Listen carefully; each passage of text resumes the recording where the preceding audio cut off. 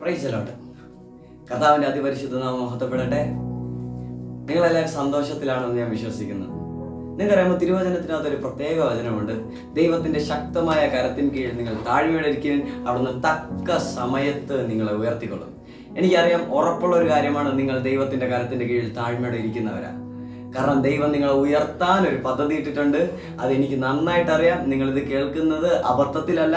ദൈവം നിങ്ങളെ ഉയർത്താൻ ഒരു പദ്ധതി ഇട്ടിട്ടുണ്ട്. ഹല്ലേലൂയ. ഓക്കെ, നമ്മുടെ തിരുവചനത്തിലേക്ക് വരുന്ന നേരത്ത് തിമോത്തിയോസിന് എഴുതിയ 2-ാം ലേഖനം അതിന്റെ 2-ാം അധ്യായം 13-ാം വാക്യം ഇങ്ങനെ പറയുന്നു: നാം അവിശ്വസ്തരായിരുന്നാലും അവൻ വിശ്വസ്തനായിരിക്കും, എന്തെന്നാൽ തന്നെ തന്നെ നിഷേധിക്കുക അവന് അസാധ്യമെന്നാകുന്നു. ഹല്ലേലൂയ. നിങ്ങളുടെ ജീവിതത്തിനകത്ത് നിങ്ങൾ വിശ്വസ്തരാണോ? തീർച്ചയായിട്ടും ഞാൻ പറയും, ചിലയിടങ്ങളിൽ വിശ്വസ്തരാണ്, എന്നാൽ പലയിടങ്ങളിലും നാം അവിശ്വസ്തരാകുന്നു. ചിലയിടങ്ങളിൽ നിങ്ങൾ വിശ്വസ്തരാകുന്നു, തീർച്ചയായിട്ടും അതിന് ഡിനൈ ചെയ്യാൻ സാധ്യമല്ല. നിങ്ങളുടെ കുടുംബത്തോട് നിങ്ങൾ വിശ്വസ്തരാകുന്നു, നിങ്ങളുടെ മക്കളോട് നിങ്ങൾ വിശ്വസ്തരാകുന്നു, നിങ്ങളുടെ ദാമ്പത്യ ജീവിതത്തിൽ നിങ്ങൾ വിശ്വസ്തരാകുന്നു, നിങ്ങളുടെ തലമുറയോട് നിങ്ങൾ വിശ്വസ്തരാകുന്നു. പക്ഷേ ദൈവത്തോട് നിങ്ങൾ വിശ്വസ്തരാണോ? ദൈവം നിങ്ങളെ ഏൽപ്പിച്ചിരിക്കുന്ന ആ പ്രവൃത്തി നിങ്ങൾ പൂർത്തീകരിച്ചിട്ടുണ്ടോ? ദൈവം നിങ്ങളോട് പറഞ്ഞ കാര്യം നിങ്ങൾ പറയുന്നുണ്ടോ? ദൈവം നിങ്ങളെ അയച്ചിടത്ത് നിങ്ങൾ പോകുന്നുണ്ടോ? അപ്പൊ നമ്മളെല്ലാവരും എവിടെയൊക്കെയോ ഒരു അവിശ്വസ്തതയുടെ തലത്തിൽ നിൽക്കുന്നവരാകുന്നു. ദൈവം നിങ്ങളോട് പറഞ്ഞു, നിനക്ക് ഒരു തിന്മയും വരികയില്ല, ഒരനർത്ഥവും നിന്റെ കൂടാരത്തെ സമീപിക്കുകയില്ല. അതിൽ നിങ്ങൾ വിശ്വസിച്ചോ? ആ പനി വന്നപ്പോൾ നിങ്ങൾ വിശ്വാസത്തോടെ ഇരുന്നോ? അതോ നിങ്ങൾ ഭയപ്പെട്ടോ? അപ്പൊ നമ്മുടെ ജീവിതത്തിനകത്ത് എവിടെയൊക്കെ അവിശ്വസ്തതയുണ്ട്. അവിശ്വസ്തതയില്ലാത്ത ഒരാളുമില്ല. എല്ലാവർക്കും അവിശ്വസ്തത ഉണ്ട്. ഈ പറയുന്ന ഞാനൊക്കെ അവിശ്വസ്തതയിൽ ആണോ എന്ന് ചോദിച്ചു കഴിഞ്ഞാൽ തീർച്ചയായിട്ടും ഉണ്ട്. എല്ലാവരുടെയും ജീവിതത്തിൽ അവിശ്വസ്തതയുള്ളത് പോലെ തന്നെ എൻ്റെ ജീവിതത്തിലും അവിശ്വസ്തതകളുണ്ട്. പക്ഷേ വാസ്തവത്തിൽ അവിശ്വസ്തരാണ് നാമെങ്കിലും നമുക്ക് വിശ്വസ്തനായ ഒരു അപ്പനുള്ളതിനായി ദൈവത്തിന് നന്ദി പറയാം. പറഞ്ഞ വാക്ക് മാറ്റാത്തൊരു പിതാവ്, എൻ്റെയോ നിങ്ങളുടെയോ ക്വാളിറ്റി കണ്ട്, എൻ്റെയോ നിങ്ങളുടെയോ കഴിവ് കണ്ട് ഒന്നും തരാതെ തൻ്റെ ചുമലിൽ എല്ലാ ദൗത്യത്തെയും എല്ലാ ഉത്തരവാദിത്വത്തെയും എടുത്തുകൊണ്ട് എന്നോട് നിങ്ങളോടും പറഞ്ഞ വാഗ്ദത്തത്തെ നിറവേറ്റുന്നവൻ. ഇത്ര മഹത്തരമായ ഒരാളെ നിങ്ങൾക്ക് ഈ ഉലകത്തിൽ കാണാൻ പറ്റത്തില്ല. അത് നമ്മുടെ കർത്താവായ യേശു അല്ലാതെ.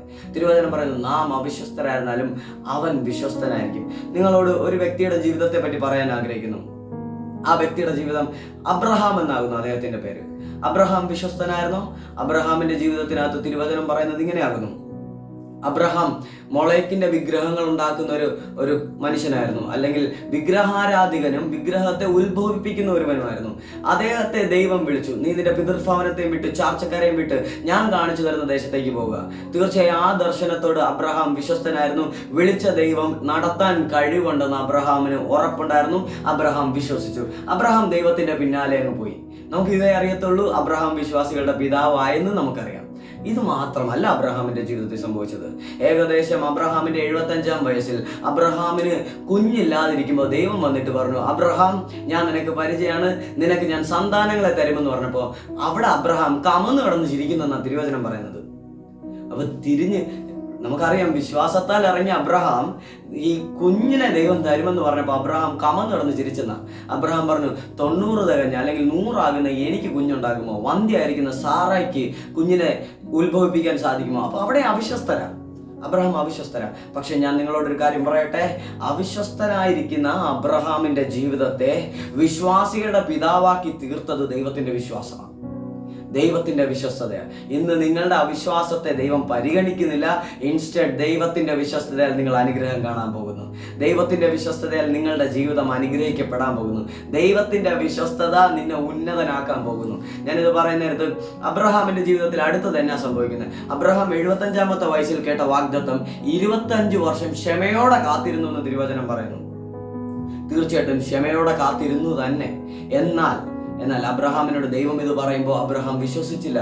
പിന്നെ എങ്ങനെ അബ്രഹാം വിശ്വസിച്ചു? നമ്മളത് അറിയണമല്ലോ. അബ്രഹാമിനോട് ദൈവം പറഞ്ഞു, നിനക്ക് ഞാൻ കുഞ്ഞുങ്ങളെ തരുമെന്ന് പറഞ്ഞപ്പോൾ അബ്രഹാം വിശ്വസിച്ചില്ല.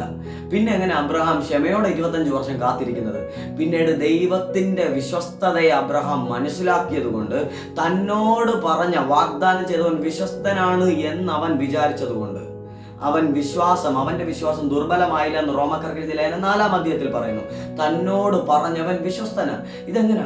അബ്രഹാമിന്റെ ചെറിയ ചെറിയ കാര്യങ്ങളിൽ ദൈവത്തിന്റെ വിശ്വസ്തത വെളിപ്പെട്ടു. ഇന്ന് പ്രിയ പൈതലെ അല്ലെങ്കിൽ പ്രിയ സഹോദര, നിന്റെ ജീവിതത്തിനകത്തും ദൈവത്തിന്റെ ചെറിയ ചെറിയ വിശ്വസ്തത നീ കാണുന്നുണ്ടോ? രാവിലെ ഉറക്കം എഴുന്നേൽക്കുന്ന നേരത്ത് നിന്റെ കൂട്ടത്തിലുള്ള പലരും പോയപ്പോഴും നീ ഇന്നും ജീവനോടെ ഇരിക്കുന്നുണ്ടെങ്കിൽ അത് ദൈവത്തിന്റെ വിശ്വസ്തയാണെന്ന് നിനക്ക് തോന്നുന്നുണ്ടോ? ഈ ചെറിയ കാര്യങ്ങൾ വിശ്വസ്തനായ ദൈവം വലുത് ചെയ്യാൻ ശക്തനാകുന്നു. നിന്നോട് പറഞ്ഞിരിക്കുന്ന വലിയ കാര്യം നിന്റെ കഴിവിനാലോ നിന്റെ പ്രവൃത്തിയാലോ നിന്റെ യോഗ്യതയാലോ അല്ല, ദൈവത്തിന്റെ വിശ്വസ്തതയാൽ ദൈവം ചെയ്യാൻ പോകുന്നു. ആ ചെറിയ കാര്യങ്ങളിലുള്ള വിശ്വസ്തതയെ നീ മുറുകെ പിടിക്കുവാനായിട്ട് ശ്രമിക്കുക. ദൈവം നിന്നോട് ചെയ്തിരിക്കുന്ന ചെറിയ ചെറിയ കാര്യങ്ങൾ, വലുത് വേണ്ട, ചെറിയ ചെറിയ കാര്യങ്ങൾ. രാവിലെ ഉറക്കം എഴുന്നേറ്റോ നീ ആഗ്രഹിച്ച എന്തെങ്കിലും ദൈവം നിന്റെ മുമ്പിൽ തന്നിട്ടുണ്ടോ? ഇന്നലകളിൽ നീ ആഗ്രഹിച്ചത് ദൈവം നിനക്ക് തന്നിട്ടുണ്ടോ? ഏതെങ്കിലും ഒരു സ്ഥലത്ത് ദൈവം തന്റെ വിശ്വസ്തത കാണിച്ചിട്ടുണ്ടോ? അങ്ങനെയാണെങ്കിൽ ആ വിശ്വാസത്തിൽ നീ മുറുകെ പിടിക്കുക. ആ വിശ്വാസത്തിൽ മുറുകെ പിടിച്ചുകൊണ്ട് ദൈവം പറഞ്ഞ വലിയ കാര്യം നടക്കുമെന്ന് നീ ഉറച്ചിരിക്കുക. കാരണം വചനം പറയുന്നു, നാം അവിശ്വസ്തരായിരുന്നാലും അവൻ വിശ്വസ്തനാകുന്നു. അവന്റെ വിശ്വാസം നിന്റെ ജീവിതത്തിനകത്ത് വെളിപ്പെടുക തന്നെ ചെയ്യും. ആ അവിശ്വസ്തനായി കമന്നു നടന്ന് ചിരിച്ച അബ്രഹാമിനെ വിശ്വാസികളുടെ പിതാവാക്കി തീർക്കാൻ ദൈവത്തിന് കഴിയുമെങ്കിൽ ഇന്ന് നിന്റെ കാലഘട്ടത്തിൽ നിന്നെ ഒരു അത്ഭുതമാക്കി തീർക്കാൻ ദൈവത്തിന് കഴിയും. നീ ഒരു അത്ഭുതമാകുന്നു, ദൈവം നിന്നെ അത്ഭുതമാക്കിയിരിക്കും. ദൈവത്തിന്റെ വിശ്വസ്തതയിൽ ആശ്രയിച്ചുകൊണ്ട് നമുക്ക് മുന്നോട്ട് പോകാം. കർത്താവ് നിങ്ങളെ ധാരാളം അനുഗ്രഹിക്കട്ടെ. ഇന്നത്തെ ദിവസം ഇത് കേട്ടുകൊണ്ടിരിക്കുന്നിടത്ത് ഒരു വാഗ്ദത്തം കൂടെ പറയാൻ ആഗ്രഹിക്കുന്നു. നിന്റെ ഹാർട്ടിനകത്തിരിക്കുന്ന ലൈഫിനെ അതിനെ താങ്ങി നിർത്തുവാൻ ശേഷിയുള്ളവനാകുന്നു ദൈവം. നിന്റെ ചിന്തകളുടെ അകത്ത് വ്യാപരിക്കുന്ന ഡിമോണിക് തോട്ട്സിനെ ബ്രേക്ക് ചെയ്ത് ഒരു സ്വതന്ത്രമായ ചിന്താഗതിയിൽ നിന്ന് നടത്തുവാൻ കഴിവുറ്റവനാകുന്നു ദൈവം. ഇന്ന് നിന്റെ തലമുറയ്ക്കകത്ത് വന്നിരിക്കുന്ന വീഴ്ചയെ മാറ്റി ഒരു അനുഗ്രഹിക്കപ്പെട്ട തലമുറയാക്കി അവനെ തിരുത്തുവാൻ അല്ലെങ്കിൽ ആ വ്യക്തിയെ മാനിക്കുവാൻ കഴിവുറ്റവനാകുന്ന ദൈവം. ഇന്ന് ദൈവത്തിന്റെ വിശ്വസ്തതയിൽ നമുക്ക് ഉറച്ചു നിൽക്കാം. നീ അവിശ്വസ്തനാകട്ടെ, നിന്റെ ജീവിതത്തിൽ വീഴ്ചകൾ ഉണ്ടായിരുന്നിരിക്കട്ടെ, പക്ഷെ ഞാൻ ഒരു കാര്യം പറയാൻ ആഗ്രഹിക്കുന്നു. ദൈവത്തിന്റെ വിശ്വസ്തത നിനക്ക് വേണ്ടി ഇറങ്ങി നിൽക്കും. ദൈവത്തിന്റെ വിശ്വസ്തത തെളിയിക്കും ദൈവം നിന്നെ സ്നേഹിക്കുന്നു. God bless you. Praise the Lord. Amen.